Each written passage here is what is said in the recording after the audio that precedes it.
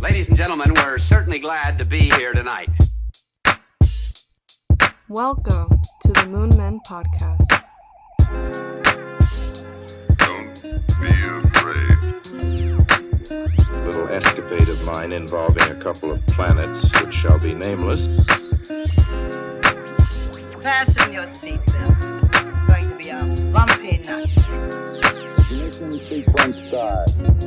6, 5, 4, 3, 2, 1, 0. So remember how we got home from the concert? Are we going to be talking about that? Yeah. Yeah, I'm going to re-say everything we said the first time. Yeah, that's okay. So are we going to talk about that? Yeah, I thought we were. No, it doesn't seem that important.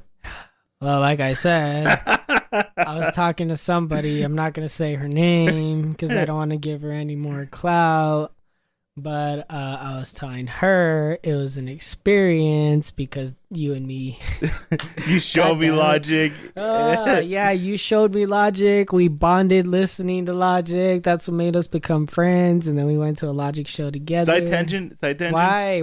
Side tangent. Side tangent. Fuck, you know what I realized about that concert? What did you realize? He didn't play anything from Young Sinatra 4. No, but he didn't play anything from his mixtapes either, like the original ones. Fucking Castro did, and I was expecting like. Oh, I tweeted something about that because on Twitter now there's communities and it's like a Reddit thing. What the fuck? Yeah. Well, what are the cases? I joined a Logic community and I tweeted out Logic should fuck around and go on a mixtape tour and just do songs from his mixtapes and just do like small venues. What did the community say? They're like that would be fucking amazing. One guy said that it sounds dope, but realistically no one would go because all of the Logic fans now don't know him by his mixtapes. Yeah, but all the original fans would show up. So he would have to go to smaller venues, but then you got a more intimate experience. Also, we're gonna brief over this Logic shit because we can't do this. Yeah. You know, we can't always talk about Logic. Our poor audience, bro. I feel so bad for them. Yeah, I agree. But yeah, that motherfucker played 35 songs. It was a good experience. And if you guys are confused, me and Eddie went to a Logic show together recently. It was amazing. I liked it. You know, I had a good time. You know, I was bonding there with Eddie. I was like tearing up, but apparently Eddie just didn't give a shit. You know, the second half lost me. The second half, he just doesn't care about me or my emotions. You know, the second half of his set list kind of lost me. It's whatever. He doesn't give a shit. I thought it was pretty cool. First half was amazing, but the second half was. Overall, it was pretty good, but I think the first time I saw him was a lot better of an experience. Yeah, obviously, me too. Just because we were closer, you know? Oh, fine. Fuck me. Sorry. Okay, wait, no. Let me get into it, okay? Real quick. I'll be quick, people. Bear with me here. Eddie was like, hey, I'm going to take you to go see Logic. We're going to go see Logic. Do you want to go? I was like, yeah. He's all, the only thing is you got to give us a ride. I was like, I don't mind giving us a ride. That's easy. That's light work. So we get to the venue. We're lining up. It's hot as fuck outside. And I'm like, yo, I'm so excited. We're going to see Logic. We ended up meeting up with one of our friends. Shout out Mendoza. Shout out Matt. Fuck, can I finish? No, you said one of our friends. I said some of our friends. No, you said one of our friends. I said some. Or I was trying to say some. Whatever. Shout out Matt. You guys remember Matt? We had him on the show. Shout out Mendoza. Really? I'm talking here. You can't hear that shit. Yes, you can. No, you can't. I saw it pick up. No, you can't. Fuck you. Fuck you. Fuck you. Fine, fuck me after. Okay. Post-nut clarity. You told me I needed post-nut clarity. You need post-nut clarity. So we get into the fucking venue, right? And it's a two-story venue. Thank you. I was gonna say two-seater. I'm not okay. Okay, I'm not okay mentally. Anyways, me and Eddie are on the top story, and quick side tangent.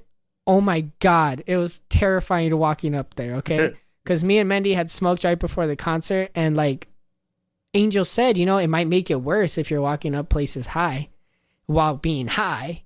And I was walking up and I was like, oh my God, this is terrifying. And I touched Eddie's hand with my hand and my hand was fucking drenched in sweat. He goes, oh my God, Devin. And he was in a crowd of people. So Eddie was freaking out too. It was not a good experience. We just had to get the fuck out of there. So anyways, we sat down at our spots and we are like we're at the top, near the back of the top, and so we're so disconnected from the stage, and there's a light shining down on us the entire fucking On show. you, I was perfect.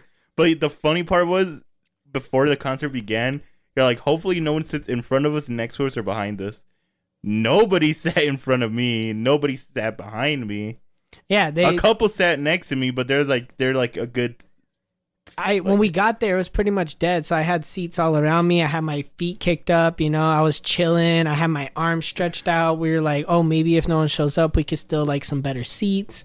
It got fucking packed. And not only did it get packed in my little area and leave Eddie alone, it got packed by people who weren't like enthusiastic or energetic. Yeah. So like I'm over here hype as fuck, and I feel awkward because none of these people are dancing or rapping, and I'm like, oh, I'm gonna be popping up in their videos. And I was like, man, fuck these fucking people. Yeah, that's what I thought too. I'm like, because the section next to us, everybody was standing up, and then I saw our section, nobody was standing up. Yeah.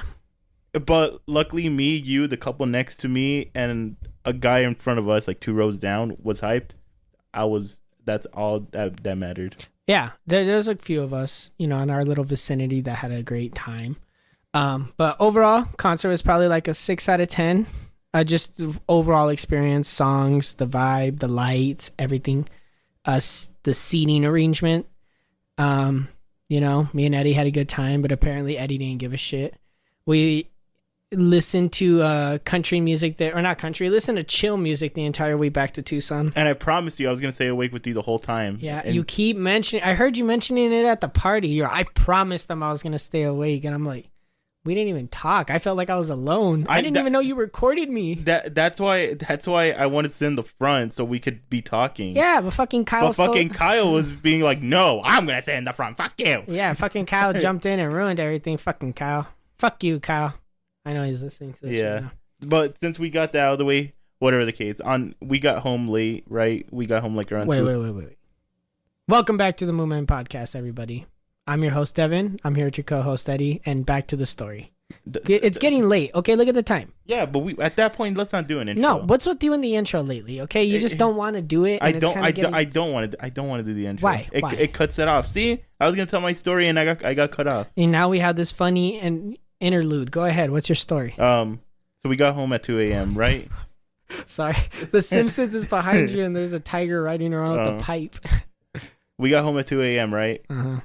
And when I got home, I'm like, damn, I'm hungry. But luckily, I had churches. So I ate some churches real quick. Greasy chicken, mashed potatoes. Stop looking at the fucking Simpsons. This is so stupid. You had churches, mashed potatoes. Yeah. And I'm like, okay, I'm done eating. I'm going to go to sleep. I was looking on TikTok, and I felt a wet fart coming. Those are my favorite. What do you mean they're your favorite? I just love the sound of them. I don't know why. I love the sound of my own wet farts. That's disgusting. And I'm like, oh, it's coming. It's going to feel so nice when it comes out. I farted, and liquid started coming out of my asshole.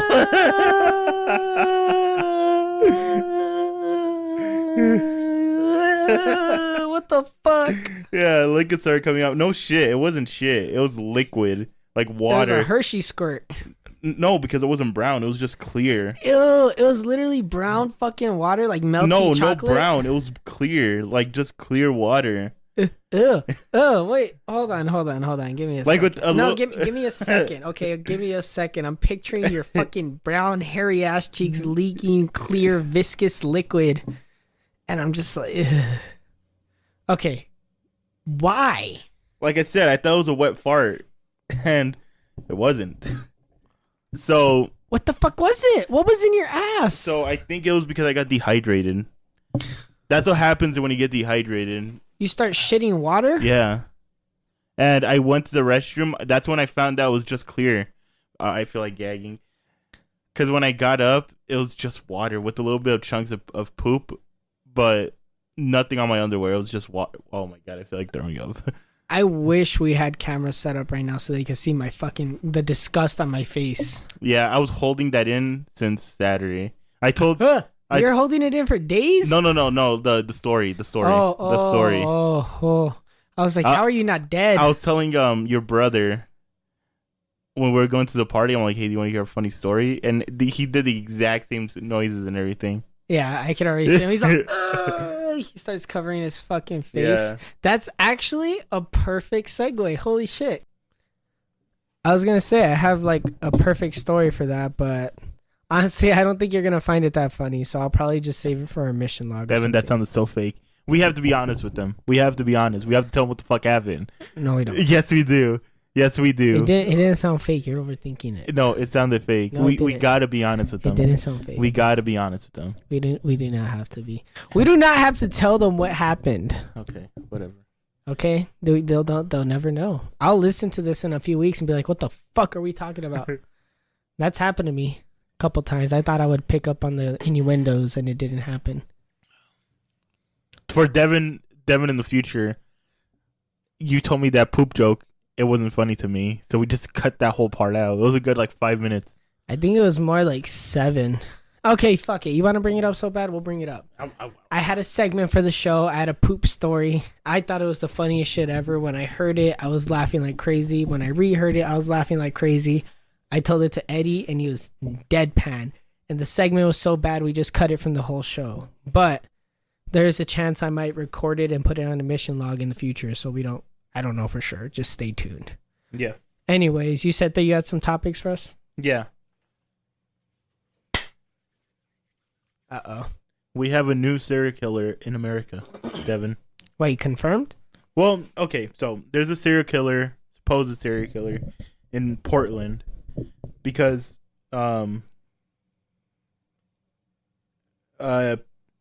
investigators have found 6 bodies in under 100-mile radius from each other in the Portland area, and they're trying to see if it's connected somehow.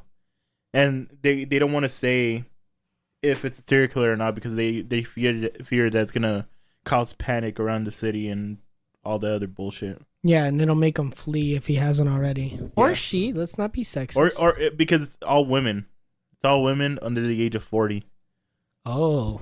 Are they all dying in the same way though? Because I'm pretty sure Portland is for the most part they say yeah, because they ruled 2 or 3 of them a homicide.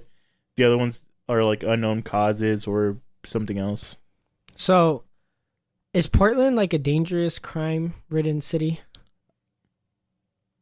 Because if it's Chicago, it would be hard to find a serial killer. Well, I think so because it's easy to hide bodies since it's just wilderness and woods and. Portland. I don't even know how Portland looks like, to be honest. Well, think of Oregon. What do you think of Oregon? I think the Ducks. What's What? that one sports team? The Ducks. The Ducks. Yeah. It's the fucking college. Whatever. That brings up bad memories. I think of that in forests. We're just dying at each other. That's it. You don't have any information on the serial killer. No, that's all they've released. Dude, what the fuck? What kind of told you, story is this? I told you, I'll bring up the serial killer and then we'll talk about serial killer for 15 minutes. Oh, I feel like there's more serial killers working right now. We just haven't caught them yet. Haven't you ever heard that thing that there's a good chance that you've walked past a serial killer? No, on the streets. Really? Who says that? What is that? There's a study or more like a study that they say that there's a big probability that you've walked past or have talked to a serial killer and you just never knew it. Yeah, it's look at the people with Ted Bundy that came across Ted Bundy but he never killed. People never knew he was a serial killer. They just always thought he was a nice guy, nice handsome guy. Yeah, I mean and that happens with everybody. There was one, I think he was the BTK killer. He was a normal dad, had a family and everything, and he lived a normal life, but he killed 14 or 15 people, something like that. Damn. And there's all kinds of serial killers like that just don't get the same attention as Ted Bundy. Speaking of serial killers, did you know that they finally revealed the identity of the Zodiac killer? Oh, they revealed it. Yeah. Confirmed. They figure out his puzzle. He's dead already. It was an old man. I think his name was Gary something. Oh, really? Yeah. Well, how can they pin it on an old man who's dead? Well, all the little riddles he left behind, they finally figure it out. Oh, really? And they came down to that Gary dude. Let me see if I could find his actual name. Did I ever mention on the show how they figured out who the Jack the Ripper killer was? No. I didn't? Dude, that was probably one of the first topics I ever wrote down for the show. But recently they had theorized that they figured out who Jack the Ripper was, you know? Because for the longest, while he was terrorizing London, nobody knew who he was. But it's suspected because I think somebody came out who was the ancestor or somebody. I don't remember the story. This is a long time ago when I researched this. But it turns out that one of the first bodies that was ever found, the guy who discovered it was actually the person who killed him. So, like, somebody was walking by and they saw... Oh, okay, so he played dumb. Yeah. Acting so like he was found hiding the body and somebody walked over and they're like, what happened? He's like, I don't know. I just found this body here. And so then they went to the police together and said they found a body. And then he disappeared after that. How his name was Gary Francis Post. Oh, there you go. Yeah. Rest in peace. Rest in peace. No. Wait. Why? Why? Not rest in peace. You just went along with Yeah, I it. was like, rest in peace. Rest in peace. You know, have a good life. How'd you trick him like that on national television? This is going to be everywhere. I know. I was only joking. Not rest in peace. Hopefully. George Post? Gary, what the fuck's his name? Gary Francis Post. Gary Francis Post, you prick. Yeah, asshole. Do you think people used to be dumber back then, like when it came to street smarts? Since they put so much trust in other humans and in their own community, do you think they're so dumb and so oblivious and neglectful? I think to an extent, because the world has always been crazy, you know, since the beginning, since the caveman times, and we've never trusted each other. But for a while, during certain dynasties and certain eras, there was like peace, relative peace. You know, people say like in the 50s that you would walk around with their doors unlocked. And then people say that. And then while you were walking around with your doors unlocked, there was a black guy that they were burning to death. Yeah, it's same era, but like, you know, different counties. I'm talking more about California. That was Louisiana and Missouri. You know, that's what happened to Robert Johnson, or not what happened, but that's what people theorize what happened to him. Who's Robert Johnson? You don't know who Robert Johnson is? If you don't know, then the fucking audience doesn't know. Robert Johnson is one of the best blues players of all time and considered to be the father of rock. Yeah, they don't know him. I thought the father of rock was Elvis. No, he just claimed the title. But like some of the chords that... so let me get into this actually because it's interesting. Wait, hold on. We can't be jumping around topics like this. We're flowing. So they said that Robert Johnson sold his soul to the devil to become... Oh, yeah. a guitar player. I've heard that story, yeah. I just didn't know it was him. Yeah, so I thought his name was... Oh, no, not Randy Johnson. Robert Johnson. Was yeah, so he was a blues player who played blues his entire life, right? But it was considered devil music. At one point, he got booed off a stage and everyone told him, like, you suck, like, stop playing the guitar. And he's like, I'll show you. He disappears for a year, comes back, and now is doing things that even his mentors couldn't do. And the people who were playing, you know, the blues their entire life couldn't even keep up with this guy, right? And on some of the recordings, they say it sounds like 2 or 3 people are playing at the exact same time, and it's just him. And he's doing things that people to this day struggle to do. Well, would he play them live and then it'll sound like it'll still sound... Yeah, he would play them live, and one of the crazy things is he wouldn't let people see how he played them. So he would go to juke jives and like the little clubs for black folk to come and like dance, right? And so everybody's there dancing, but every time somebody tried to look and see what he was doing with his hands, he would turn or position himself so that they couldn't see. So he was playing, but nobody was paying attention to him. And then when they did, he like turned his body away. And they said that he sold his soul to the devil because of some of his lyrics and just how crazy he was. Now, if you hear the recordings, most people are going to be like, this doesn't sound like shit because it's all ding, ding, ding, ding, ding, ding, ding, ding, ding, ding, ding, ding, you know? But if you really listen, it actually does sound like multiple chords, like on different sides of the guitar being played at once. And, you know, he had extremely long fingers. So if the devil did give him the ability to play the guitar, then he would be able to do things most people couldn't because his fingers were twice as long as the normal person's. So like he was able to play like the bottom of the guitar and the top of the guitar at the exact same time on 3 different sides of the frets. Did his whole persona change after that year he was gone? Kind of. He was still kind of the same. He was a little bit more like cocky, but you know, he was still trying to like just make it in the music industry. Didn't he say in one of his songs that he did actually sell his soul to the devil? He said, "I met the devil at the crossroads" or something like that. Okay, and yeah. then he said, "I had the hellhounds on my trail." But this is what I was getting into, is that a lot of people think that he was almost lynched because in Missouri there was a lot of lynchings going on at that time, right? And they think that he escaped a lynching because he would use when slaves or black people were running away from being lynched, they would use this like powder to disguise the scent from their trail. I forgot exactly what it was called, but he said that, and then he said the hellhounds were on his trail, like the dogs they would use to find black people to lynch them, you know? Mm-hmm. So a lot of people thought that he was running away from being lynched, and he had a really bad life while he was gone. But did he ever reveal how he became so good? Nope. He died at the age of 27 and kept all of his secrets. He was the founder of the 27 Club, I believe. That makes sense. And then, you know, he even back in the 20s and 30s when he was alive, he had all these rumors about him. So it only fits that he created the 27 Club. Mm-hmm. Because then all these other artists started joining it, and it's like, you know, it's pretty cool. Not cool. They shouldn't be dead, but you know what I mean. Yeah. So how is that really back to my question? I don't know. What was your question? I said, do you think people were oblivious? Oh yeah. I think they just get used to the areas, because in any period there could be peaceful areas and then crazy areas, right? Like right now, a lot of people will say we're living in peace, but it depends on where you're coming from when you say that. No, I don't think we're living in peace right now. Not even. No, I think it's right now is the worst time to be alive. I don't know. You're wor- only going based off of what you see on social media, though. It's the worst and best time to be alive.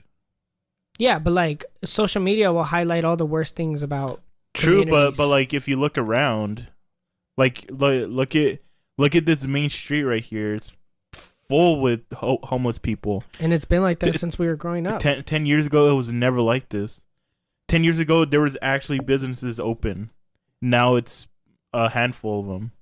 Yeah, well, I mean, same applies for half of the places I know around this area and places that I grew up.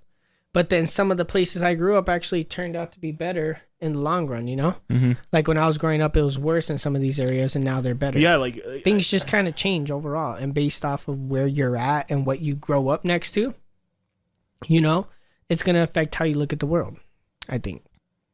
I think just overall, more people were more trusting back in the day because nice neighborhoods were were common, and also because people didn't have guns at the ready for, or did they? Yeah, they did. Yeah, they did. And I think more people had more guns too. But it's just like there was a whole different mindset in the 50s and those older days. No, it all changed because of that damn rap music.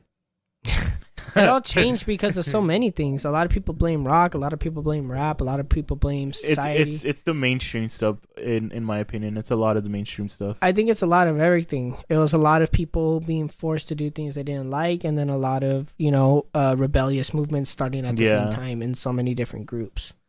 And it just kind of culminated into what we have. But something like in the 50s, if you're beefing with somebody, like you guys would just duke it out and then respect each other at the end of the day after that, right? Now you beef it out, you're gonna have a fucking squad versus squad. It won't be you versus you. Or you guys will be talking shit to each other online. It depends where you come from, right? If you're a nerd, you're talking shit to each other online for years, trashing each other. If you're a normal person, I guess you'll fight it out and still talk shit to each other online. I don't know. It's different now, and people don't let shit go. Like I just saw somebody that I know on one of my social media platforms shooting up, somebody that he was talking shit about him and bragging about it online. That's just kind of the society we live in. Not that wasn't going on before, but you didn't get exposed to it the way we do now. And now people hide behind that. I don't know. They hide behind personas, I think. They just.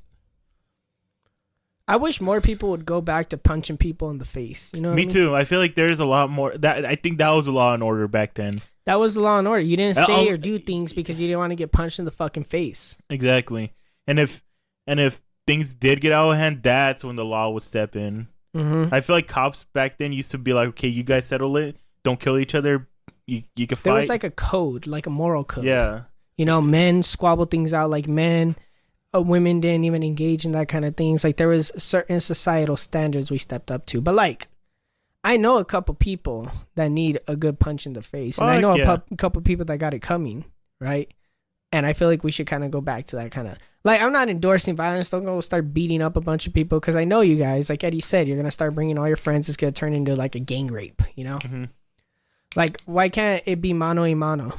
Mm-hmm. Like, one of the weirdest, coolest things I ever saw was like when I was in a group of friends in middle school. We were walking around one of the shopping malls by our area, right? One of my friends saw a guy that he didn't like that was talking shit about him, walked up to him, started confronting him, and they're like, let's duke it out right now. And he's like, all right, bet. And then boom, for the next 5 minutes, they just started scrapping, like street fighting, you know? Mm-hmm. Just throwing haymakers left and right, tackling each other. It was crazy. They got up, shook hands, and then walked away. Never said a bad word about the other person again. And I'm like, we need more of that. Because watching that put a lot of motherfuckers in their place that day. You know, they're watching it and they're like, oh, I don't want that to happen to me, so I'll probably stop talking shit. You know, I'll probably start messing around with other people's girls. I'll probably start acting right, you know? Mm-hmm. There's a lot of that. Plus, more people are Christians, so they were trying to be better people. Imagine world leaders took that morale. I always thought about that. I was like, if I was a world leader and I challenged another world leader to a fight, like, would they take it, or would they be like standing behind their army? Yeah, because I feel like that's the most fair way to win an altercation. Mm-hmm. Unless like one of the armies kills the world leader on purpose, and that's all out war. But like if they decide to like meet up, like let's say Iceland, right? You know, it's like an island in the middle of those two big continents. So like Russia and America were like, let's meet up right there. And then fucking Putin and Biden go. I mean, we'd lose, obviously. We would lose, but like. But then that would signal to us as people to start electing stronger world leaders, and not just the person we like the most. A lot younger people. Younger, stronger, wiser, more calm. Because like if our world leaders are the ones getting into the fight, and then the outcome of their fight's going to determine everything about our lives, we're going to be wiser about who we choose. Exactly. People who are healthy, people who are calm, people who are smart. We're gonna stop voting people who have the best policies, I think. Mm-hmm. We're just gonna go for overall good people. Like that's why I say I wish we had more presidents like fucking Roosevelt. I think the last good. You're gonna say Obama? No, the last good president was JFK. Nah, there's good presidents. I think. After that, who? I can't name them off the top of my head because I don't know all the presidents. There was Clinton, there was Bush, there was Obama, there was Carter. Before Carter, I think there was Lyndon B. Johnson. But after Lyndon B. Johnson was Reagan. Yeah, after Reagan, it was Who was after Reagan? I don't fucking know. I don't memorize the presidents. I know a select few in their histories off the top of my head. I thought you were good with history. I am good with history, but that doesn't mean I memorized all the fucking presidents' names. I'd rather remember war dates and shit like that. You know? Like, I can tell you Theodore Roosevelt's life story and Abraham Lincoln's fucking wrestling matches, but I can't tell you who was president before fucking Carter. JFK. Oh, you're saying I don't know. Reagan. Was it Johnson? Reagan? Well, you're just naming everybody. No, but Carter was not. He's still alive, I think. I know. But like, you're just naming it. I could say fucking George Washington, and you're all, well, it counts. But that's what I mean. I just don't know the names off the top of my head like that because I go more based off of substantial things. Like, I'm not focused on. The reason I know Obama is because, he was alive. He was president while I was alive. And he was the first black president. He was the first black president. Technically, not really, but like. And he, stopped Al Qaeda, right? So there's reasons to remember him. In 20 years, the only reason I remember Donald Trump was president was because he was a celebrity, right? There's not going to be any real things about his time in office that stand out. And I feel like a lot of presidents are like that. They didn't have any substantial things going on in their careers for them to be remembered by, and they didn't have any characteristics about themselves personally that needed to be remembered. No, there's a lot of so far the past 5 presidents are rememberable. Bush, why would you say Donald Trump is rememberable? He was considered racist and all that, but in reality, I don't think he was. He just said what was on his mind. I don't think he was racist. I think he just grew up in a different era. Yeah, he just grew up different. Now, I'm not saying he's the greatest president of all time, but I'm not saying he's the worst president of all time either. And we're Mexican, you know, so we're not hating on Donald Trump. Yeah, I think he's kind of funny, to be honest. He's funny, but this is coming from a guy who doesn't vote, so That's I'm true. not biased at all. You know what's funny is like Mexicans are probably one of the only races that don't get offended like all the other races. Yeah, I noticed that too because I was watching a video of some black guy wearing a sombrero and a poncho and going to like other races, be like, "Is this offensive?" And one guy was like, "Are you Mexican?" He's like, "No." Then yes. And then one girl's like, "Yeah, that's culturally inappropriate and all that."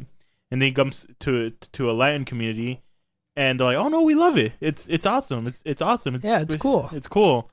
One guy's all like, I think one guy was all like, "It's good." His Spanish was broken, but I forgot what he said. He's like, "It's good." Blah blah blah. But yeah, like I don't think we care, like, cause remember that whole Latinx movement? No. No? There's a Latinx movement. You know what Latinx is? No. So Latinx is the proper way to refer to Latinos because it's not gender Specific. yeah, because you know how in Spanish It's Latino, Latina. it's more feminine and masculine. Yeah. Latinx was a Oh yeah, I remember you told me it's the new Spanish, and they're supposed to like not have the gender exactly to it, which just makes Spanish more complicated. And every Mexican shot that idea down. Yeah, because in Mexico, like the heart of, I think Mexican culture as a whole is still very masculine and feminine. Like, Well, yeah, because it you can't change the fucking language. well, no, just more than the language, the actual culture itself is very masculine and feminine. Like, they're probably one of the last cultures that are gonna adapt to the whole like LGBTQ movement. No, there's still a few other. Well, no, I'm saying one of them because I okay. know the Chinese culture does not stand for that. Afghanistan culture, Middle Eastern culture. Middle Eastern. Well, no, I know Afghanistan specifically. A lot of Middle Eastern countries. There's a lot of different cultures out there. You only really see it in all the first world countries. you Yeah. know? All the other ones still have gods in their land, Mm-hmm. and so that's why they respect it. And I wonder why. I wonder why Mexicans are so not sensitive. I don't know. I just think we don't It's really just give a shit. It's just the Mexicans that are growing up here that are sensitive. Yeah, I think it's an American thing nowadays to be sensitive, but Yeah. Mexicans just don't really give a shit, you know? Like, we could see a white guy doing, like, a Mexican face or whatever on TV, and all the Mexicans at home are going to be laughing. Yeah. Keep in mind, most of them will be drunk, but they will be laughing. And besides, Mexicans have a lot more shit to worry about. Yeah, I don't think they're too concerned about That's the why politics of it. that's why I think that the whole LGBTQ thing is so alive because we have nothing else to worry about. We don't have to worry about what we're gonna eat the next day. We don't have to worry about where we're gonna sleep. We don't have to worry about anything that people like in Africa or in India have to worry about. I know they were saying this as a joke online, but they're saying, like, when the Ukrainian war hits, like, all the feminists and LGBTQ people are going to go back to their original ways. But I honestly think, like, what you're saying, I honestly think that's probably true. Like, if we're faced with any real hardship, you know, like, we're at world war now. People are dying. The war's moving to our front, right? That's never happened before. If a war, well, aside from the Civil War. A war's moving to our cities and our towns, and the Pearl only thing Harbor. you're focused on... Yeah, and 9/11. But you know what I mean? Yeah, like, yeah, we're yeah, having yeah. actual battles in our area. You know, All that shit's not gonna matter. nobody's going to care about how you identify and what your fucking pronouns are. Exactly. No one's gonna give a shit about how many followers you have on Twitter or on Instagram. Yeah. They're gonna be worried. They're gonna be preoccupied. And I think that's what we're just focused on the wrong shit as a culture. And that's why, you know, love him or hate him, somebody like Andrew Tate stands out because even though we're living in times of peace, he's trying to remind people of like how they grew up and things that they should be focused on because it could change at any moment. And I know we say this every time. We don't agree with everything he's saying, but there is a reason why he still continues to rise to popularity and a lot of people like him. You know, he's not afraid to say what's on his mind. exactly, and Like that's why us. I respect him. Like us. Respect. That's why I respect him, because at the end of the day, he's saying what he wants to say every day, and he supposedly had been canceled a bunch of times. But you know what? I don't think cancellation's a thing anymore. It's not a thing anymore. It's not, because people were realizing people were getting canceled for the stupidest shit. Yeah, like now we can't even express ourselves, and because we're so worried about quote unquote being canceled, we're giving them power. Like over what we before, say. like I get it if you're canceling someone for calling another person a racist term. I get that. But like saying by calling Sam Smith he, I don't think you should get canceled for that. Yeah. And even like a lot of the N-word cancellations were stupid to me, because it would be like little white kids saying it as a joke to the white kids. And but like if someone's saying it with full on anger and full on, like, you could tell that he had so much what's the word? Hatred. Aggression. Oh, aggression. So much aggression towards that person, then I get it. Yeah, if there's a video of like Only JS, right? Because they keep canceling her. Yeah. Only JS saying the N-word to a black person with full anger, that makes sense. Cancel her. She doesn't deserve to be where she's at. Mm-hmm. But if she said the N-word with the GA at the end, right, with some of her friends, like, I don't think it's that big of a deal. No, and if like she's saying in a song, I feel like that's less offensive. Yeah, that too. Like Juicy J gave us a pass at the concert. Juicy J gave people passes, you know. White people can say it. White people can't say it. Don't look at us, okay? We're brown, but that don't mean we're giving you a pass. And we're not giving you a pass. We're quoting fucking Juicy J. We barely get a pass, and we don't even use that. We shit. don't. Only in songs. Only if there's a N-word in a song that I like, I'll say it. That does piss me off though, when there's a lot of Mexicans who like pretend to be black. Yeah, and you know who you are. Yeah. There's a couple of you listening that, you know, I never understood that. I never understood that. I didn't either. And I'm gonna say this now. I used to be one of those kids. Oh, I didn't try to be black, but I did say the N-word a lot. You tried to be hood, right? I tried to be hood because everyone at our school said it. Like white kids, black kids. Everybody said it. So if old clips of me resurface, I mean, I'm sorry and not sorry. I don't fucking know. Everybody said it. A lot of you listening to this went to school with us, so you kind of know the environment we grew up in. Mm-hmm. And it's just part of the thing. And the people who cancel someone for saying the N-word didn't grow up in that area. They're probably coming from the wrong areas. Yeah. You know, they're coming from sheltered areas, and they think it's cool to be fucking like we're not saying we're fucking dirt poor and but we didn't come from a good neighborhood. I mean, yeah. And we've gone to sleep hearing gunshots before. Yeah. You know, but we've never been shot ourselves. Exactly. You know, it's a fine line.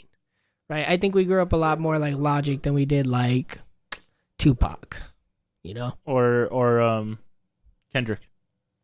I don't think Kendrick was really in the streets like that, was he? He was in Compton. Yeah, okay, yeah. There's, you know, Logic, then Kendrick, then J. Cole. Tupac. Biggie. Yeah, we didn't grow up like Tupac and Biggie. Not necessarily Kendrick either. We're more Logic side of things. Yeah. You know? They're still there, but it was a little light. Yeah. Anyways, I think people get canceled for dumb shit. And I don't think cancellation's a thing anymore. It should have never been a thing. Just because you hurt someone's feelings, who gives a shit? That's life. You're gonna get your feelings hurt no matter what.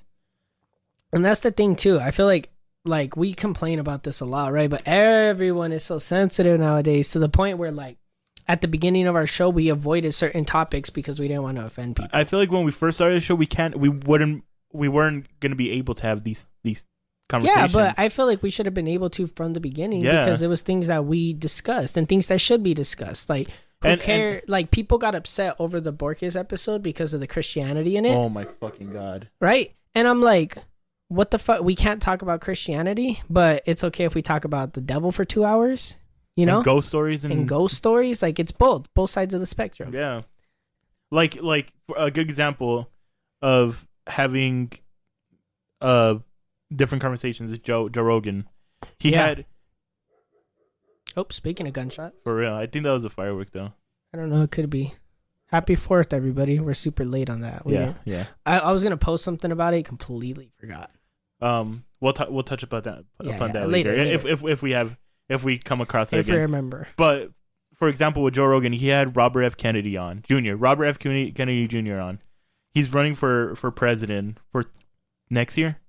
Yeah. Yeah, for next year, and he's doing pretty good. He's not doing half bad, but he's not getting so much publicity because he's an anti-vaxxer, and during the show, Rob said something about a certain scientist or a certain doctor, and that doctor shot back, and Joe's like, all right, come on to the show and prove your point on why these vaccines work. And he's like, Joe said, I'll pay you $100,000 to come on to the no, he said, I'll pay $100,000 to the charity of your choice if you come onto the show and explain your point. And it got so big that different fucking celebrities, I think like Elon Musk threw in 10 million, another person threw 10 million in, some shit like that. Mm-hmm. And I think it was 1 million. And it got up to 2.6 million, and the doctor still has not said he's going to go on there to prove his point. Jesus. But that goes to show Joe could have an anti-vaxxer on and ask why he's an anti-vaxxer and still have the bullshit conversations, and it's fun to hear. And I think we're leaning towards that. Yeah, I like the format of our show because it opens up so many different perspectives of life from so many different people, you know? And it, more than anything, it just like, it shows conversations at their fucking core, right? Because I've listened to a couple Joe Rogan episodes, and one thing I don't like is his formula is very samey, right? And that's why I kind of felt burnt out over the last few guests, because I started to feel very samey. I started to feel like I was asking the same questions and I wasn't coming in fresh the way I normally do. Mm-hmm. And I hate that because I like to have conversations with people and really get to know them. And, you know, more than that, I love when I get to debate with people or really get to hear different perspectives on things that I normally don't even think about. Mm-hmm. Right? I love that. And that's what I love about our show, is because in a sense, we're exposing our audience and everybody who listens to our show to all these different people. And so, like, there could be somebody out there who's very antisocial or doesn't really know how to communicate with people, or maybe just doesn't have the time or the luxury of being able to go out and make friends, and they could listen to us bullshit every day, or they could listen to us talk to other people. And in a sense, we're broadening their horizons by just talking and having this show. Mm-hmm. Because the more people you talk to, the more it broadens your horizons. The more perspectives you get, the more it changes you as a person. But that's also up to the person.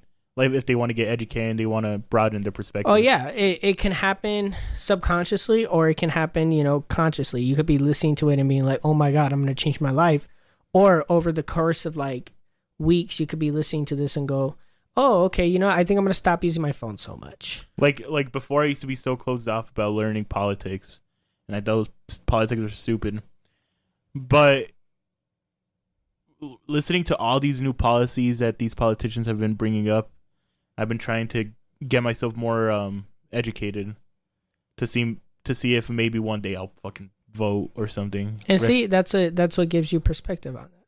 And us being able to talk about things like the LGBTQ community or like cancel culture or like this helps people get more perspective. Because for the most part, you and I have some similar viewpoints. I think, yeah, for like 90% of things we agree. 90% of things. But if we bring on someone like I'm gonna make someone up like fucking Frank. Yeah, Frank. Frank's a good guy. Who's a liberal and thinks everyone should consider everyone's feelings, and we bring him onto the show, he could help change our perspective on that. Yeah, and that's why I suggest you guys listen to like, and this is kind of a plug, but okay, fuck you. I think you guys should listen to like every episode, every guest episode, because each one brings a new flavor to the show. Even if you don't know the person, even if you've never heard their name in your life, because as we continue to grow, we're going to start bringing more people on that most of you might not be familiar with, or all of you will be familiar with, you know? It's going to vary, but that doesn't mean you shouldn't listen to it or just wait until you know somebody, right? We don't have the luxury of being able to bring on celebrities, but that's what I hated about those big shows, is because I would only listen to the celebrities I like. Yeah. Because I knew the content creators themselves didn't have anything of substance. Yeah, that's why I try to listen to podcasts that have a person I don't know, because maybe they fucking changed my life or something. Yeah, and I think that's why we do a good job about introducing our audience to these new people, because they're familiar with us already. They listen to us on a weekly basis for months. So they know how we are, and then they hear us talking with somebody, and they know how we talk, and so it's like a way for us to show them. It's a unique formula, right? Because we don't ever get to hear Joe Rogan just go off for 2 hours by himself. He always has somebody new, so you're only tuning in. I think in the beginning he used to do that with his friends. Yeah, I think there's a couple episodes, but for the most part, you're only tuning in if you know the guest, right? Or it's a reoccurring guest that you like. With all these other shows like Impulsive, you might know Logan Paul a little bit, so you'll listen to some more of the episodes. But again, you're mainly tuning in for the guest that he brings on because he's well connected. You got to give us credit because people are tuning in to listen to us for the most part. And then when we get a guest, ratings will jump up a little bit. But then hopefully they come back to listen to us because we're trying to give them substance here. You know? Does that make sense? What's one lesson you would give someone? One lesson that someone should take. Take risks. More than anything, because a lot jump into my head when I say that. Like be yourself, say what you mean, blah, blah, blah, blah, blah. But I think it all comes down to being able to take risks, whether it's a small risk or a big risk. Ask that girl out. Go for that promotion. Apply for that job. Quit your job. Quit your job. Go for a drive by yourself. Start a podcast. Like, it could be as small or as huge as you want it to be. It could even be something like, for me, at one point in my life, I couldn't go out by myself. I couldn't go to the movies by myself. It was too uncomfortable for me. So a risk I would have taken, or I would have told myself to take, is go out by yourself. Spend 3 hours alone in the real world by yourself. Right? Or, go approach that girl, get her number. Or change up the way you walk. Most people walk left, right. Change it up. Go right, left. That's a weird risk. But don't do that one. That's a waste of time. No. Why not? Why not? Start going to the gym, or start writing that poem, or start whatever. Right? Just take the risk. Make experiences. That would be my biggest advice, because the more you take risks, the more you get comfortable pushing yourself. It's gonna branch into a bunch of different more things. It'll help you build your confidence. It'll help you build your social skills. You just got to be taking risks on all fronts. Taking risks at work, taking risks socially, taking risks alone, taking risks when it comes to your dreams, right? Like, it might be risky for you to take that detour to work, but if you do take that detour, that you can stop off and get some coffee. That's a small risk, but you're training your brain subconsciously to get comfortable in uncomfortable situations. That's so weird you say that, because I have something similar. I put down something similar. God damn it, Doug. What would you say yours is if you had to give? You got to do things you don't want to do. Oh, yeah. You got to tell your body that your mind is in control.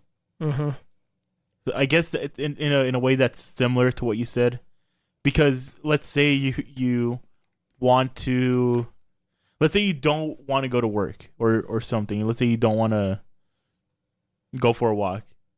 You got to go for that walk to tell your body who's in control, because if you're going based off, I don't feel like doing this, I don't feel like doing that, you're fucking lost in life. Yeah, and that it's all about your mentality. Like, I was recently watching a documentary about some combat sports, right? And one of the things that I heard that really stuck out to me was the way the fighters talk to themselves. And he was like, I've been telling myself, like, I'm going to get up at this time, and I don't. And I'm going to stop eating this, and then I don't. And then I'm going to start doing this, and then I don't. And because I keep failing, all these small failures in my head, overall, it builds a mindset of being a failure and knowing that you can't do what you're going to set out to do. So I would say, stop telling yourself you're going to start doing this. Stop telling yourself, I'm going to go to the gym. I'm going to start a diet. I'm going to stop doing this. I'm going to start doing this. Unless you actually have the intention of doing it, because you're lying to yourself, and it's going to make it harder for you to trust yourself. Instead, you could say, I'm going to start trying to do this. I'm going to start working towards doing this, right? And slowly work your way up, unless you have the discipline to just jump in, right? And to kind of build off what you were saying, I would say you have to get comfortable doing shit you don't want to do to get shit that you don't have, Yeah. Like, because if you want something, you're going to have to do shit that you don't want to do to get that thing that you don't have at the end of the day. But someone like me, for example, I'll say I want. This is a stupid example, but I want $10,000, right? Mm-hmm. I'll start doing what I don't want to do, but midway through, I'm like, do I really need that $10,000? Is that really gonna bring me satisfaction? Is that really gonna bring me happiness? Is this really gonna bring me all the joy in the world, or is it gonna bring me more problems? Is it gonna bring me more headaches? Yeah, and that's why I was kind of on the same track. I noticed it with like certain tasks, and I noticed it ironic. I'm gonna open up here for a sec. I noticed it with like my game, like with my Riz or whatever, right?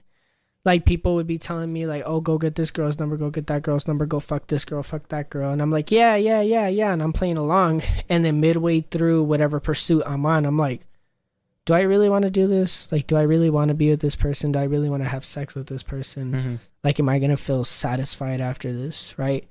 And then I realized that for the most part, no, I'm not going to feel satisfied fucking this random girl or going out with this random girl. I don't want to put in the effort just for that. Those are small things. So but like, that's what I'm saying. Like, that kind of ties back in where it's like, don't tell yourself you want or you're going to do something unless you're serious about doing it. Because then in the end, I felt like I didn't have any game. And then, you know, if I told myself I'm going to go get $20,000 this year, and then midway through, I'm like, do I really want $20,000? By the end of that, I'm going to feel like a failure because I didn't get it. No, I feel like when it comes to like big dreams, so like with me, I want to be a filmmaker. Let's say I'm midway through a movie. I would tell myself, do I really need to make this movie? Is it really going to bring me happiness? But by the time I'm done thinking about it, that the chance of me making and finishing that film is gone. Mm-hmm. So it's a lot of, you got to be present and not just think of is this what really what I need? Yeah, that's true too. I like that. You got to be present. You can't be telling yourself every day, I'm going to start a diet.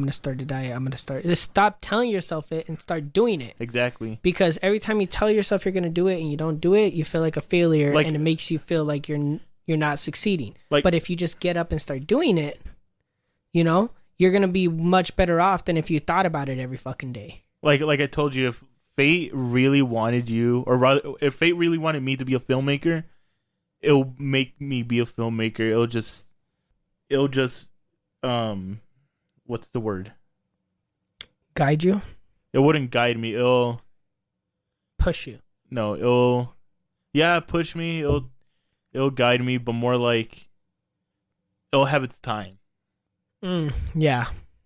So like you should never. Well, you should ask yourself, do I really need this? But you should never look too deep into it.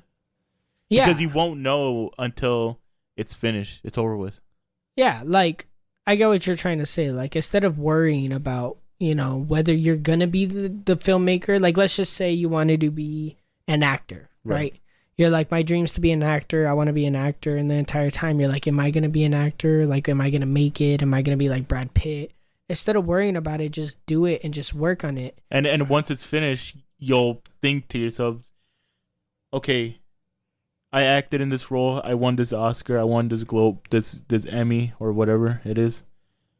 Do I really want to be an actor? Or do I really need to be an actor? That's when you could start questioning yourself. Yeah. Once you finish the task at hand, that's when you could like there is a quote like when you're talking about fucking that girl, it's perfectly fine to ask yourself, do I really want to fuck her?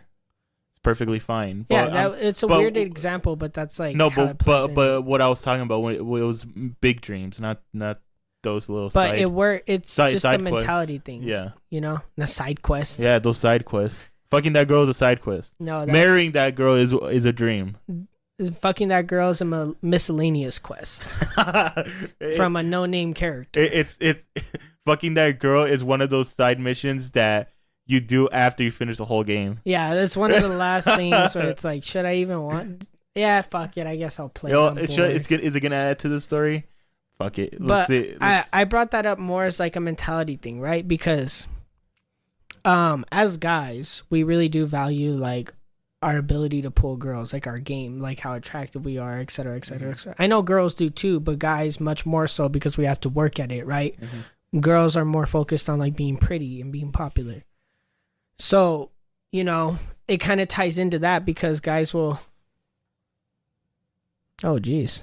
I think guys can relate to it because they'll be like telling themselves like they're worthless over that kind of thing, right? I know a lot of guys personally that will beat themselves up over that kind of thing, right?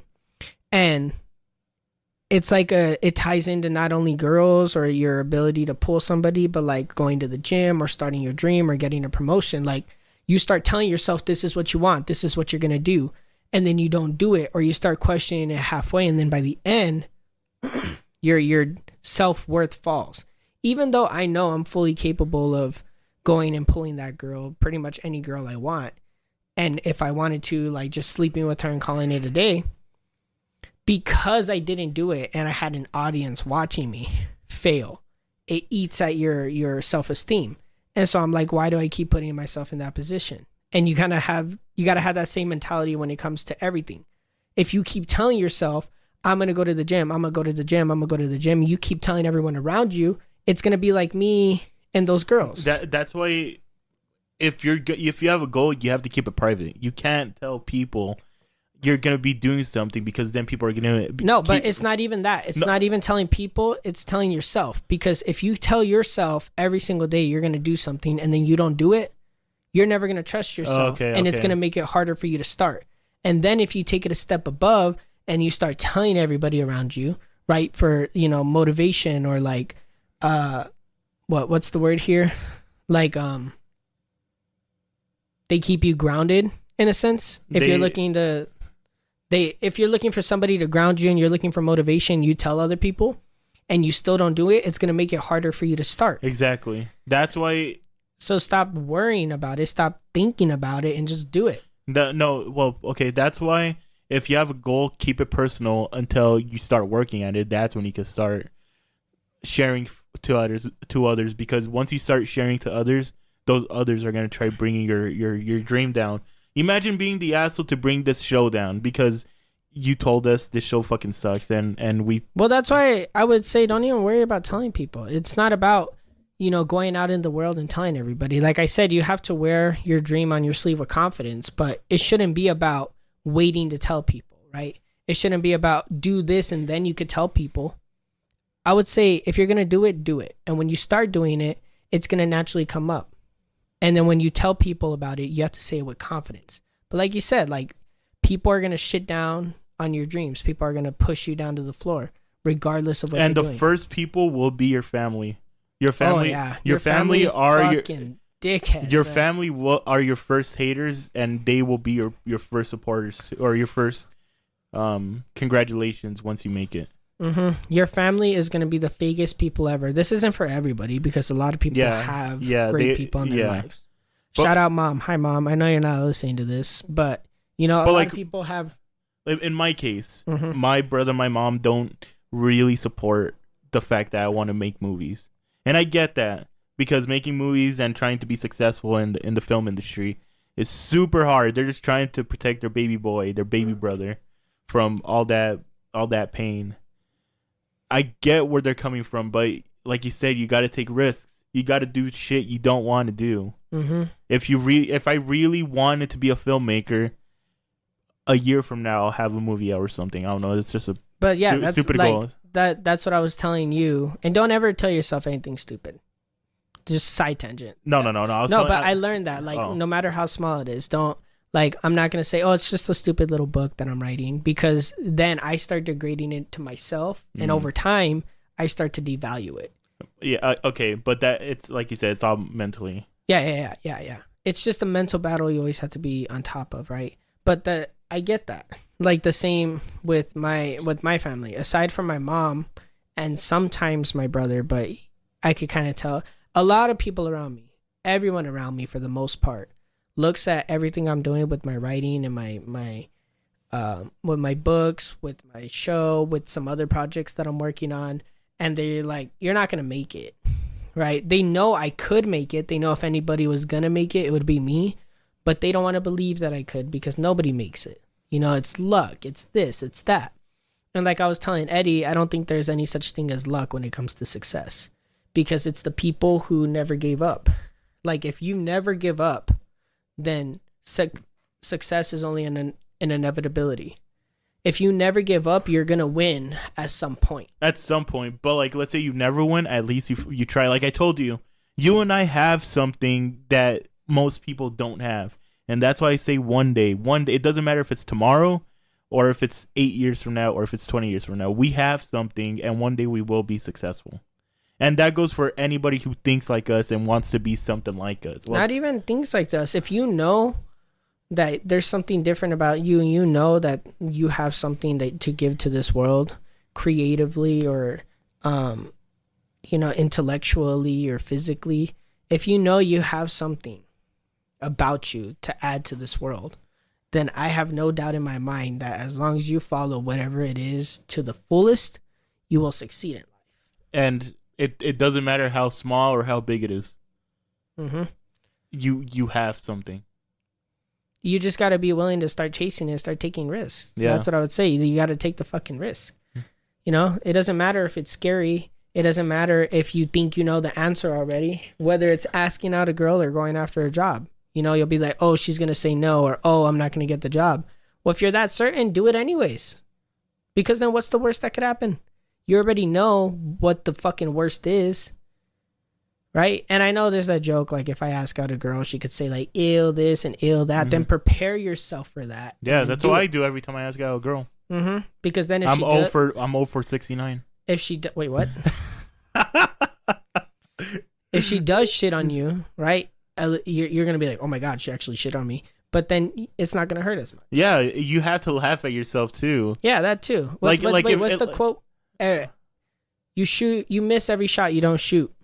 And that applies. No, you miss every shot you don't take. Michael Jordan. Is that Michael Jordan? Yeah, it's Michael Jordan. You miss every shot you don't take, in regards to love, in regards to life, in regards to dreams, in regards to your job. Yeah, right now your shadows look very good, and you look very handsome. Thank you. I don't know what to say to that. You just threw me all off. Yeah, it's because it's in the dark. Thank you. But I got told recently that I should be a model. They're fucking liars. Oh, you just told me I was handsome. Yeah, but not handsome to be a fucking model. I wouldn't want you to be a model.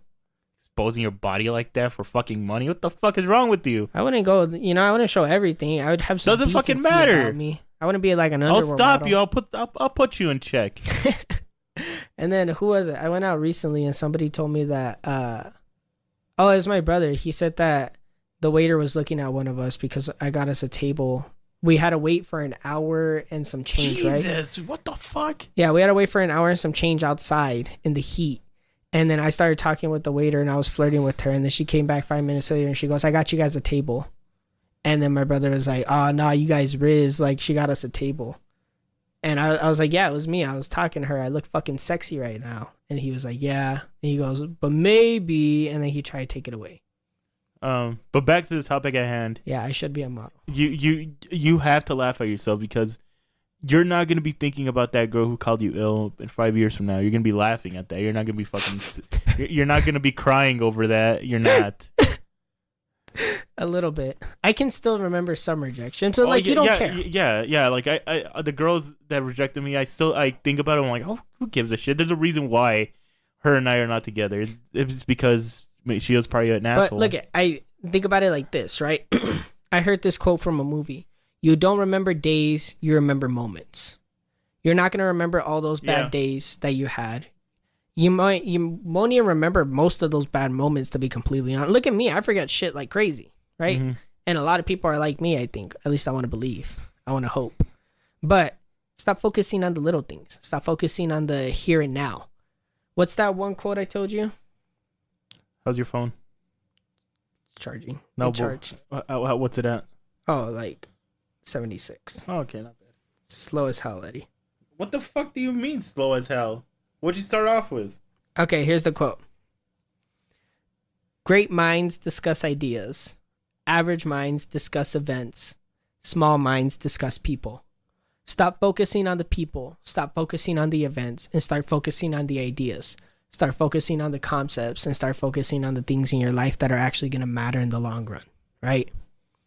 That guy or girl that you're interested in right now, might not work out. It might work out, you're focusing too much on the wrong things. Right now, you should be focusing on yourself, focusing on getting yourself right, getting yourself set up, chasing your dreams. Like I was telling you, and most of our listeners are our age, maybe a little bit older, maybe a little bit younger. Mm-hmm. If they're younger, they have more of an advantage. But we are at the age that we could fuck up. We're at the age where we could do whatever the fuck we want and pay no consequences for it. Yeah, but like I told you, it's never too late to chase a dream. You can chase a dream up until you're dead. Yes, but it's more riskier when you're older. Yeah, but there's risk at any age. You could be 16, right, and thinking about quitting high school to chase your dream, and that's risky. You could be 25 and thinking about, switching a part-time to chase your dream, and now your rent's at risk. That could be risky. You could be 35 trying to chase your dream, and your kids are involved. That's risky. It's always risky. No, but it's riskier when the kids or your family is involved. It's riskier depending on your morals, but there's always risk involved. And so I would say whenever you feel the inclination to chase your dream, chase it. You're never too old to chase it. You're never too old to succeed. And if you want a good example, just look at Jeff fucking Bezos. Bezos, you idiot. Bezos. It's Bezos. He's a bozo. Dude, what the how the fuck is he a bozo? He's a bozo. He's the richest man in the fucking world. Yeah, he's a bozo. You idiot. It's Bezos. Bozo. How Jeff do you Bezos. spell it? Bezo, but I call him bozos. Why? Because he's a bozo. How? He's a fucking bozo. Explain yourself. I don't like him. Don't pull this Eddie shit on me. You're I don't like fucking him. Devin. I don't like him at all. Why? Because he's bald? Yeah, that. And he scammed me out of my money. Stole a microphone from the show. And I just don't like him in general. I don't like his face. That wasn't fucking Bezos. He doesn't really own the company anymore. Yeah, but still, I don't like bozos. Bezos. Bozos. I don't know why it's triggering me so much. We've said this joke on the show before, and you're just taking it personal now. I don't know why. But like, look at Jeff Bezos, right? He didn't start succeeding until he was in his mid-40s and already established at his prior company, whatever the fuck it was, right? So you have an example like that of somebody succeeding to the ultimate degree, when they're in their 40s, and then you have somebody like Mark Zuckerberg that succeeded in his early 20s. It's different for everybody. So whenever you get the idea, that's where the luck comes in. It's not about luck. No, I'm not saying it's completely about the luck, but the luck is always gonna be there. I don't think it's about luck. Yes, I think it like is. you said, it's about fate more than anything. It was supposed to play out like that for certain reasons. So you might not win today, you might not win tomorrow, you might not win in 10 years. But like I told you on the phone, you got to be willing to wake up. Let me finish. Okay, I'll let you finish. You got to be willing to wake up every day and believe today is your day, indefinitely. Even if you never succeed in your life, you got to wake up every day thinking today's the day you're going to succeed. Today's the day you're going to blow up. Right? Because it's a waiting game. It's the long game. Some people, it just so happens that they're able to blow up quicker because they have the right connections. They know the right people. Because they were born into that. They were timing, lucky. That's why. Or they had the skills. It just, some people had to work a little bit harder to earn it. But there's no such thing as luck because at the end of the day, everybody was putting in work to get to where they were. And if you really put in the effort, you can succeed just as much as them, but you got to be willing to suffer as much as they did. Take as big as risks as they did. Think of that song. This is 10% luck, 20% skill. I don't like that song. 15% concentrated power of will, 5% pleasure, 15% pain, 100% reason to You just wanted to sing the whole fucking thing. No, but luck is in there. It's always in there. Think of LeBron James, right? Think of LeBron James. One of the greatest basketball players of all time. He was born like that. He was lucky. But then when you look at a person like fucking Rob that we had on the show who's really good at basketball, doesn't really have LeBron's skills. LeBron was lucky that he had that. Yes, it was fate. Don't get me wrong. It was because he had a lot of things towards him, but it was because it was lucky he got those genes. He got those skills. No, it's not that. You think he just woke up and grabbed a basketball and was the greatest player of all time? Yeah, well, no, but he had that. So did he or did he not work to it every day?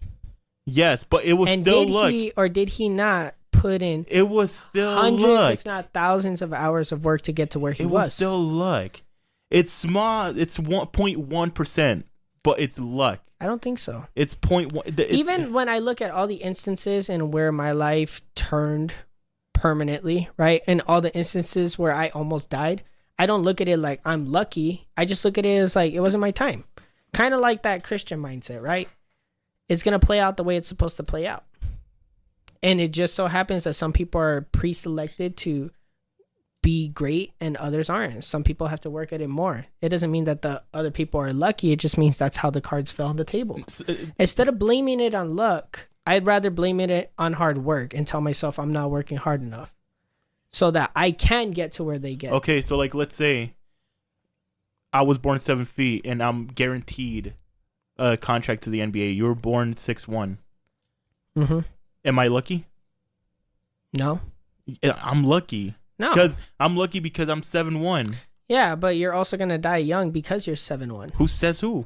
People with gigantism also die at young ages because their body can't handle the strain of being Bullshit. that Yao tall. Ming is almost 60 years old. Yeah, there's certain outliers, but for the most part, people who are born extremely tall or extremely gigantic have to deal with more cardiovascular stress on their heart and body, and they end up dying at a young Stop looking age. too deep into it. I'm just saying, there's like you're looking at surface value, success, who gets more money, who gets where faster, and that's not what it's about. It's not about how quick you get to your dream. It's not about how much you outperformed but everybody. I'm talking about what's in it. One of those factors is luck. Every success story, every person who's successful says it's because a small. It doesn't matter if he's 7'1". Is he a good basketball player? Yes. Okay, how good? Probably the best in the world, let's say. How did he get to be the best in the world? No, but you're. No, you that's keep, what no, I'm focusing on. Because stop focusing there were on that. people Stop who were focusing 5'4" who joined the NBA because they put in the work. No, to get but there. I'm telling you, stop looking at that. Stop. Open your mind up. We're opening our perspectives up right now. I've opened up my perspective. No, you're not. You keep asking the same questions. Okay, so why is it when we discuss fate, you won't open your mind? To me, there is no such thing as luck. And I'm Things are going to play out the way they're supposed and I'm to. arguing the point, but you keep asking the same questions, and I keep giving the same answer. We're just going in circles. I'm just telling you, open your mind, and you're gonna see that it's 0.0000% of luck, but luck is in there. I used to believe in luck, but now I don't anymore. Like I honestly don't. I say a lot of this is fate. Yes, I agree with that. A lot of it is fate. It was meant to be that like that. I still say that our lives were already written. It was predetermined. I'm always gonna stick to that. But I can't deny the fact that some of it is luck. If some of it is luck, then that goes against the whole it's predetermined, because if it was predetermined, that's not luck, it's predetermined. But when it comes to success stories, luck is an outlier that is a byproduct of being able to have free choice because it influences things at random. So if you have free choice and you have the ability to make your life what you want it, then something like luck could exist, because then it's going to randomly help certain people or make other people fail, make it harder for some people, right? And so because like I kind of see that some things are meant to be predetermined, especially when it comes to like our paths in life and where we're going to end up. Mm-hmm. I don't believe that luck is a reason to blame my success or my failures on.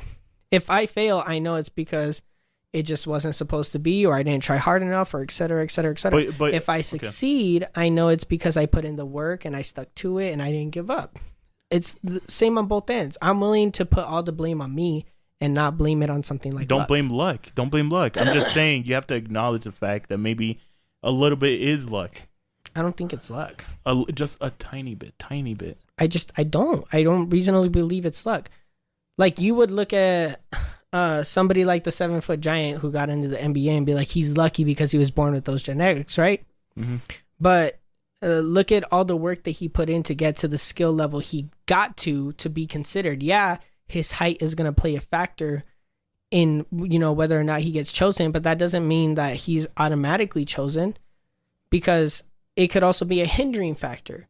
Just like the guy who was 5'4" who ended up joining the NBA. What was his name? Muggsy Bogues.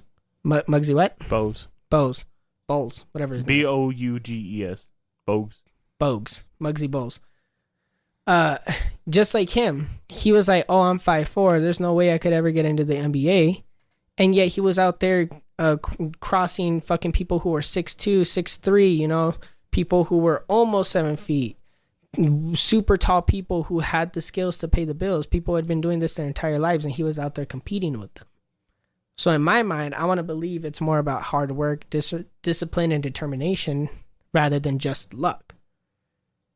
Yeah, there's going to be things that are, stacked against you, or there are things that are going to be stacked in your favor.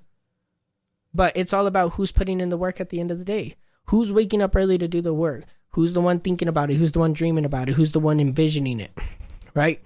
Like I told you on the phone, Mike Tyson would wake up when everybody else is asleep to train and put in extra work when he knew his opponents were out sleeping.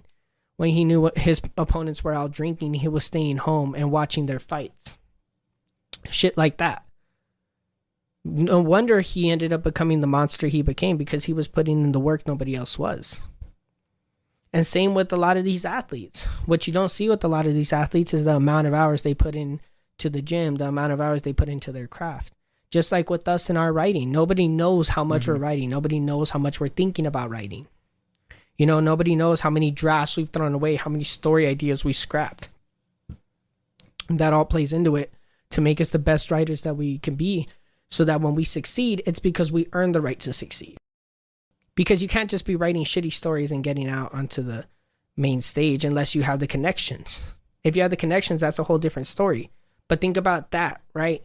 How did they get to a point where they had those connections? Maybe some of them were there from the beginning. Maybe they just had to build up the social skills to go and talk to the right people. Even still, they put in some degree of work to get to where they got. It just might not be in the same areas. Man, I miss these kind of episodes. The debatey episodes. The debatey episode? It's been a while since we had one. Has it? Yeah. I'm getting cotton mouth. Me too. I'm like really fucking thirsty for some reason. You want to pause, then we'll come back and start wrapping up? Not wrapping up. All right, what time are we at? 106. Oh, okay, then we can keep going. Yeah, we can keep going. But like I said, I like these debatable episodes. Yeah, me too. I really enjoy them. No, you don't. Yeah, I do. No, you don't. What do you mean? I can't see your eyes. I can't tell if you're lying. I'm not lying. All I see is your Jeff Dahmer glasses. Not Jeff Dahmer. Don't start comparing me to Jeff Dahmer. I'd rather be Harry Potter. Okay, my Harry Potter glasses. Find a fictional character. So we're taking a break? Yeah. We're taking a quick ad break. And now, time for a word from our sponsor, Deli. You guys know the deal by now. Deli is a powder-based energy drink designed to be a great tasting alternative to the traditional energy drinks you guys have been hearing about your whole life. 0 calories, sugar-free, all natural, and full of vitamins, Deli is reinventing what energy drinks could and should be. Use it while you're studying, gaming, going to the gym, or listening to the Moonman podcast. One scoop has 150 milligrams of pure caffeine pulled straight from Mother Nature's beans, or coffee beans. A month's supply will run you around $40, but if you use the code MOONMAN at checkout, you can save 10% off your entire order. That's code MOONMEN to save 10% off. So why not give it a try? We've been talking about it this whole time for a reason, and I guarantee you guys won't regret it. Thank you to Deli for sponsoring the show. That's why. And we're back, whatever. We're back, whatever. It took me forever to fucking find this one. And I like the way the tower fades into the time. It doesn't sit behind the time, but it fades. It's the wrong time. No, it's not. Yeah, it is. It's automatic. How the fuck would it be the wrong time? I'm looking at the fucking clock, you idiot. Oh. I should wait until it's actually, that 6:40? No, it's 5:40. Oh, yeah, 5:40. 41, 42. 43. And then take a picture of it. And then people will actually think I'm in fucking France or whatever. Oh, you idiot. Oh my fucking god. London. Kevin, you did not just fucking say that. Yeah, I know. Oh, man. But considering some of the questions I heard my mom asking me the other day, she goes, what started the Vietnam War? Was it Pearl Harbor? And I was like, what did start the Vietnam War? The Vietnam War? Yeah. So Vietnam was occupied by two different countries? Yeah, two different countries, and I believe it was Russia or no, I don't know. Basically, North Vietnam started invading South Vietnam. So basically like Korea? Yeah, basically like Korea. And I'm surprised you even know that. But they started fighting the fuck the U.S. Is that supposed to mean? It's the Forgotten War. Most people don't. Oh, even the know. Korean War? Yeah, most people don't even know about the Korean War, and it's the one war that I respect the most because my grandfather fought in the war. I thought he fought in the Vietnam War. No, he fought in the Korean War. Oh. Which is a bloody fucking war. Didn't we lose? We pulled out. There was like that was an agreement. Oh, fuck you and you. Oh, God. It was that 70s show reference. We pulled out. No, so Red, obviously one of the main characters. Yeah. He was like, it was a tie. And then he fucking walks out. There was an agreement and we just kind of like retreated. But there wasn't no declared winner. Oh. And Vietnam was pretty a tie. similar. Yeah, kind of. And Vietnam was kind of similar. But like she didn't know what fucking Pearl Harbor. She didn't know how we entered World War II. Like the badasses we were. It was because of Pearl Harbor. Pearl Harbor. I'm sorry to all the people listening to this in other countries. You know, I really love all you foreigners listening to. You're foreigners to me. Okay, I don't want to. How do I transition? I feel like I'm fucking this up. Do you know who's one of the greatest athletes of all time? Wait, we're not going into that yet. Yeah. We fucking decimated, Eddie. No country has ever challenged us the way. We can't get too cocky, Devin. There's a few. It was just fucking. There's a few countries now who could level us if they want. Nah, fuck that. We're fighting. We're fighting, but like we gotta have some fucking pride in our nation. We got some competition. Nobody's gonna fuck with America and get away with it, right? Like if somebody messed with Britain, do you think everybody living in Britain would just be like, "Oh, okay, they messed with us," or do you think they'd be like, "Fuck that," and they would call for everybody to join the forces and go attack the country? Most likely. Exactly. I need that sort of nationalism, that sort of pride from our nation, and the way we decimated, bro. Come on, it was fucking badass. I cut that whole segment now. They messed with us. You know who the greatest and we ended the war. Joey Chestnut. You know who Joey Chestnut is? I thought it was the hockey player from the fuck is that team? God, what's the hockey player? What's his name? The one with the most world records. Michael Phelps? No, not Michael Phelps. Michael Phelps has like 2 world records. I'm gonna look it up. Dwayne Gretzky. No. He's not the greatest athlete? Joey Chestnut is the greatest athlete.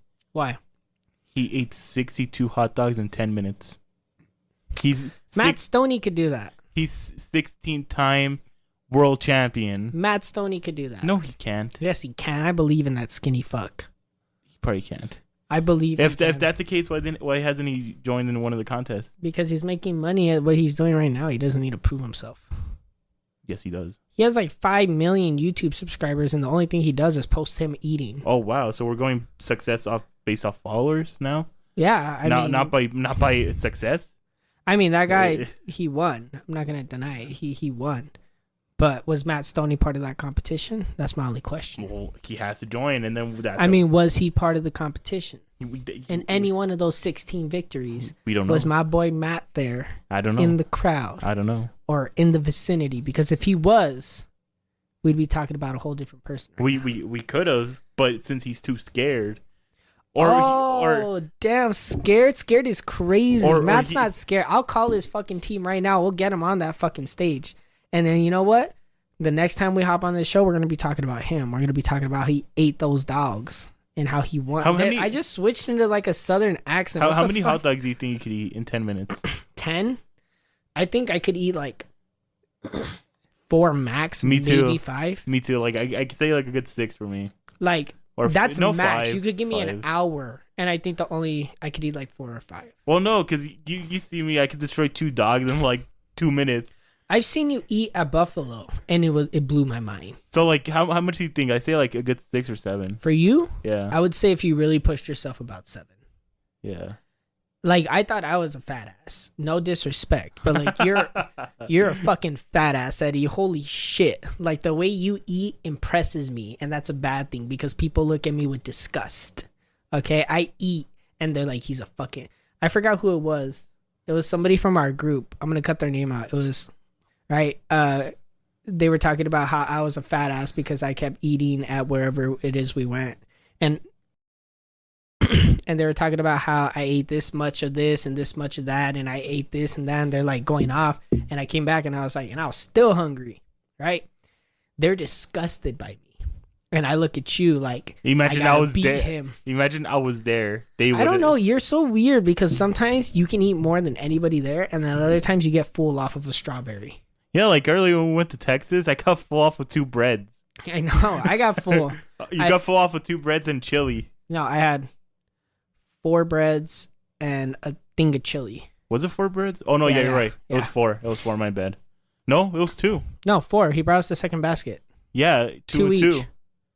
There's 2 There's 4 in each basket. Oh yeah. You're right. You're right. So we each had 4 pieces of bread. 4 pieces of bread. I had a whole 12-ounce and some sirloin. chili. And then I had rice. I finished my potatoes. potatoes. You had 3 strips left. Yeah, I still got them in the. I cannot eat. The thought of it just makes me want to. Yeah, right now I'm too fucking full. Wait. What do I say? Well, that was it for the show. Wait. Really? Should we end it here? What one more quick topic. You want to do the 5th grader thing, huh? Yes. Yeah. Okay. I want to see if you're We'll do 3 questions each. I'm gonna look up some. So I told Devin, I'm like, I want to see if you're smarter than a 5th grader. So I posed some questions, and off the first question, I got it wrong. So let's see if you're right. Yeah, let me pull some up. I went to BuzzFeed.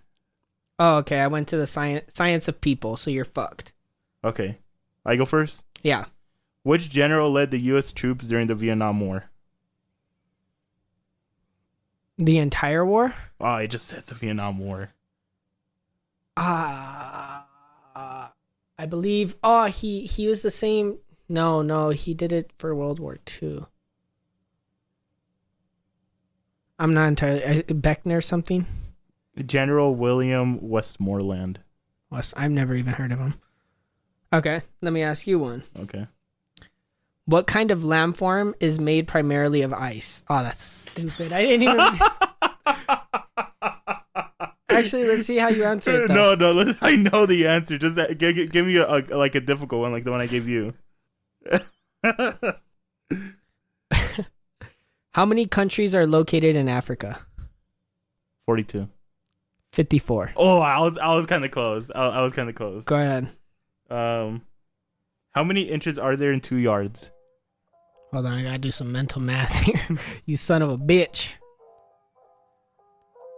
64. 72. Fuck! Where was my math off? 2 yards. Yard is 3 feet. Ah, son of a bitch! I forgot 112. Okay, what creates sound? My balls. And that concludes the show. Thank you for. No, seriously, what creates sound? What creates sound? No ass clapping either. I don't know. Create sound. Wavelengths? I don't know. Vibrations. Vibrations. I want to give you a hard one. No, that's a one. These are all kind of easy. Just choose one, Eddie.